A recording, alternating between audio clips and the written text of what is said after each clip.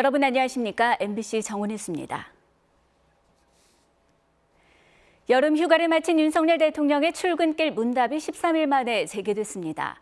첫 일성으로 초심을 강조하며 국민 뜻을 받들겠다고 밝혔고, 박순애 교육부 장관 거취를 포함한 인적 쇄신에는 국민의 관점에서 점검하겠다고 말했습니다. 신수아 기자가 보도합니다. 여름 휴가를 떠난 사이 국정 지지율 20%대에 직면한 윤석열 대통령. 휴가에서 돌아온 윤 대통령의 첫 말은 초심이었습니다. 윤 대통령은 정치를 시작하고 처음으로 가진 휴식 시간이었다며 선거 과정과 인수위, 취임 이후 과정까지 모두 돌아보는 시간이었다고 말했습니다. 결국 제가 국민들께 해야 할 일은 국민들의 뜻을 세심하게 살피고 늘 초심을 지키면서 국민의 뜻을 잘 받드는 것이다. 그러면서 어떨 땐 호된 비판으로, 어떨 땐 따뜻한 응원으로 이 자리까지 불러내신 국민께 감사한 마음을 갖게 됐다고 밝혔습니다. 여권에서 오늘 사퇴 가능성이 제기된 박순애 사회부총리 겸 교육부 장관을 비롯한 인적 쇄신에 대해선 국민의 관점에서 점검하겠다는 말로 답했습니다. 국정 동력이라는 게 다 국민들로부터 나오는 거 아니겠습니까? 국민들의 관점에서 모든 문제를 다시 점검하고 잘 살피겠습니다. 박순애 교육부 장관이 국민 의견 수렴 과정이 부족한 상태로 만 5세 초등학교 입학 정책을 추진해 강한 비판을 받아온 만큼 본인의 자진 사퇴로 대통령실이 가닥을 잡았다는 해석이 나오고 있습니다. 윤 대통령은 오전에 복귀 뒤 첫 일정으로 대통령 수석 비서관 회의를 주재했고, 낮엔 한덕수 국무총리와 함께 점심 식사를 하며 주례 회동을 가집니다. 휴가에서 돌아온 윤 대통령이 대통령실 참모들, 또 내각을 이끄는 한덕수 총리와의 회동을 통해 박순애 장관 거취를 포함한 쇄신의 가닥을 잡을 것으로 보입니다. MBC 뉴스 신수아입니다. 박순애 교육부 장관의 자진 사퇴설에 대해 교육부는 들은 바가 없다고 밝혔습니다. 김촌홍 교육부 대변인은 오늘 정례 브리핑에서 이같이 밝히고, 박 장관도 관련 보도를 봤지만 이와 관련한 언급은 없었다고 설명했습니다. 그러면서 현재 서울에서 비공식 일정으로 실국장들과 내부 회의를 하고 있다며 내일 국회 교육위 출석에 대비해 현안을 챙기고 있다고 했습니다. 박 장관의 향후 일정에 대해서는 이번 주까지는 현안 조율을 위한 내부 회의에 시간을 쓴 뒤 다음 주부터 공개 일정을 갖고 소통에 나설 예정이라고 밝혔습니다. 윤희근 경찰청장 후보자가 지난달 전국경찰서장 회의를 주도한 류삼영 총경의 징계 문제에 대해 사안의 경중에 따라 판단할 것이라는 입장을 밝혔습니다. 윤 후보자는 오늘 국회 행정안전위원회 인사청문회에서 유 총경이 역모를 꾀한 것도 아닌데 경찰들의 사기 진작을 위해 징계를 해제할 의지가 있느냐는 김철민 더불어민주당 의원의 질의에 이같이 답변했습니다. 윤 후보자는 행정안전부 산하 경찰국 신설에 대해서는 경찰권은 견제와 감시의 대상이 돼야 한다며 동의 입장을 밝혔습니다. 이에 대해 민주당 의원들은 경찰국 설치가 법이 아닌 시행령 개정으로 이뤄지고 충분한 사회적 의견 수렴 없이 밀실에서 추진됐다고 지적했습니다. 현재 경기 북부 지역 곳곳에 호우경보가 내려지는 등 중부지방을 중심으로 많은 비가 내리고 있습니다. 시간당 80mm에 이르는 집중호우가 쏟아지는 곳도 있어서 산사태와 저지대 침수에 주의하셔야겠습니다. 이유경 기자가 보도합니다. 오늘부터 중부지방을 중심으로 다시 장마가 찾아왔습니다. 현재 서울, 인천과 경기 북부 지역, 강원 중북부 내륙 지역에 시간당 50에서 많게는 80mm의 집중호우가 내리고 있습니다. 특히 경기도 연천과 파주, 김포, 양주 등 6곳 지역에 호우 경보가 내려졌고, 서울과 인천, 경기도 대부분 지역과 강원도 춘천 등에는 호우주의보가 발효 중입니다. 내일까지 수도권과 강원 내륙 지역이 100에서 200mm, 충청과 경북의 북부 지역에는 30에서 80mm의 비가 내릴 것으로 보입니다. 북한 지역도 많은 비가 예보돼 경기 북부의 임진강과 한탄강 등은 수위가 급상승할 가능성도 있습니다. 모레에도 많은 비가 올 것으로 예상되는 등 길게는 주말까지 장마 전선이 머물면서 많은 비를 뿌릴 것으로 예상됩니다. 북쪽으로부터 차고 건조한 공기가 내려앉고 남쪽으로부터 뜨거운 수증기가 북상하며 이에 의한 정체전선이 활성화될 것으로 예상하고 있습니다. 행정안전부는 오늘 아침 7시 반부터 위기 경보 수준을 주의 단계로 높이는 한편 중앙재난안전대책본부 1단계를 가동하고 있습니다. 중대본은 산지와 급경사지, 하천변 등 인명피해 우려 지역을 미리 살피고 둔치 주차장이나 하천변 산책로 등 침수가 우려되는 시설은 선제적으로 통제하라고 지시했습니다. 제주와 남부지방에는 당분간 비 소식이 없는 가운데 이 지역에선 당분간 35도 안팎의 찜통더위가 계속되면서 강한 소나기가 자주 내릴 것으로 보입니다. MBC 뉴스 이유경입니다. 코로나19 신규 확진자가 55,292명으로 월요일 발표 기준으로 17주 만에 처음으로 5만 명을 넘어섰습니다. 위중증 환자는 324명, 사망자는 29명입니다. 이러한 확산세에 방역당국은 오늘부터 백신 접종만으로는 항체 형성을 기대하기 어려운 환자들을 대상으로 예방용 항체 주사제 이부실드를 투약합니다. 면역 억제 치료를 받는 혈액암 환자, 장기 이식 환자 등이 대상으로 방역당국은 이부실드는 백신 대체제가 아닌 중증 면역 저하자를 보호하기 위한 제한적인 수단이라고 설명했습니다.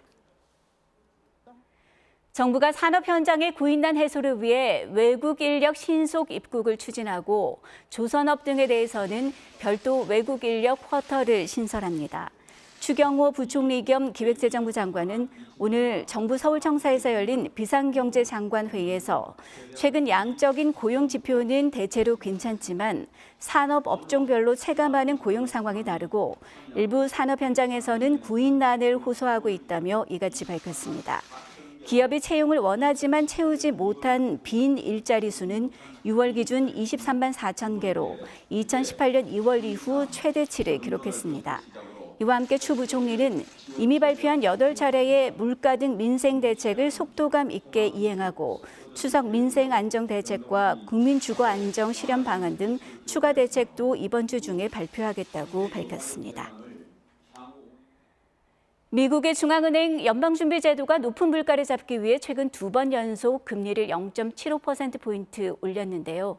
물가가 잡힐 때까지 또 한 번 큰 폭으로 금리를 올려야 한다는 견해가 연준 이사회에서 나왔습니다. 뉴욕에서 이용재 특파원이 보도합니다. 미국 콜로라도주 행사에서 연설에 나선 미셸 보먼 연방준비제도 이사는 금리를 계속 올리는 게 적절할 것이라는 연준의 견해를 지지한다고 밝혔습니다.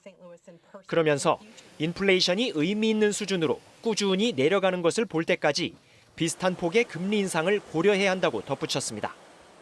연준은 앞선 2차례 회의에서 금리를 0.75%포인트씩 올렸습니다. 2번 연속 0.75%포인트 인상은 사상 최초로 물가 잡기를 최우선 목표로 한 특단의 조치였습니다. 보먼 이사의 언급은 9월에 예정된 다음 회의에서도 이전과 같은 폭의 금리 인상안, 즉 3차례 연속 0.75%포인트 인상 가능성을 내비친 겁니다. 보먼 이사는 또 인플레이션이 하락세에 접어들었다는 근거를 보지 못했다면서 내년에도 높은 물가가 이어질 위험이 크다고 경고했습니다. 거듭된 금리 인상에 따라 성장 속도가 느려지긴 했지만 긴축 정책이 원하는 효과를 거두는 증거라며 경기 침체 가능성을 부인했습니다. 다소 부작용이 뒤따를지라도 가장 큰 불안 요인인 높은 물가만큼은 확실히 잡겠다는 의지를 강조한 겁니다. 연준의 확고한 물가 안정 의지와 이를 뒷받침하는 행보에도 불구하고 미국 경제에 대한 전망은 계속 악화되는 것으로 나타났습니다. 미국 성인 600여 명을 대상으로 한 조사에서 응답자의 69%가 미국 경제가 나빠지고 있다고 답했는데 이는 글로벌 금융위기를 겪던 2008년에 이어 두 번째로 높은 수치라고 ABC 방송은 전했습니다. 경제가 나아지고 있다는 답변은 12%에 불과했으며 바이든 정부의 인플레이션 대응에는 29%만이 지지한 것으로 나타났습니다. 뉴욕에서 MBC 뉴스 이용주입니다. 박진 외교부 장관이 윤석열 정부 출범 이후 고위급 인사로는 처음으로 2박 3일 동안 중국을 챘습니다. 박 장관은 내일 왕이 중국 외교부장과 회담할 계획인데 북핵 문제와 반도체 공급망, 사드 문제까지 여러 민감한 사안이 논의될 것으로 보입니다. 베이징에서 조희영 특파원이 보도합니다. 박진 외교부 장관이 오늘부터 2박 3일 동안 중국을 방문합니다. 윤석열 정부의 고위급 인사 방중은 정부 출범 이후 처음입니다. 박 장관은 내일 산둥성 칭다오에서 왕이 중국 외교부장과 회담을 열고 한중 관계와 한반도를 둘러싼 국제적 현안을 논의할 예정입니다.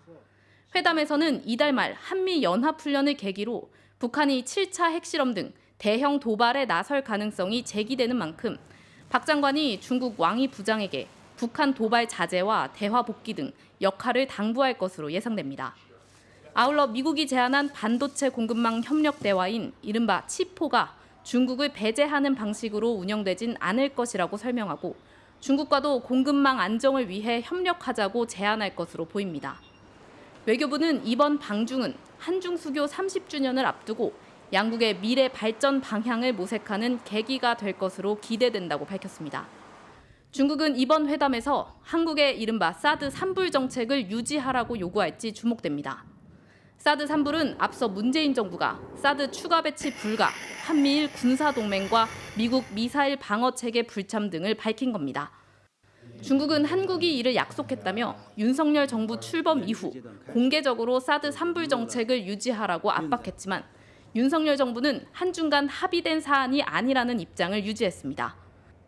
또 박 장관은 중국이 최근 군사훈련을 벌인 대만 해협 문제와 관련해서도 힘에 의한 일방적 현상 변경은 용납될 수 없다고 밝혀 회담에서 대만과 관련된 문제도 거론될 수 있습니다.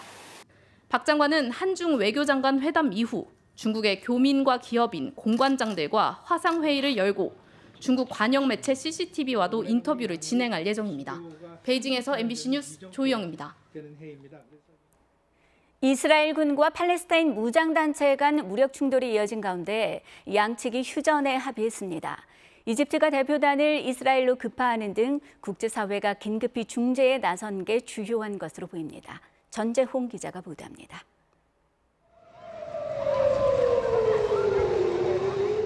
해변가에 공습 사이렌이 울려 퍼지자 사람들이 뛰기 시작합니다.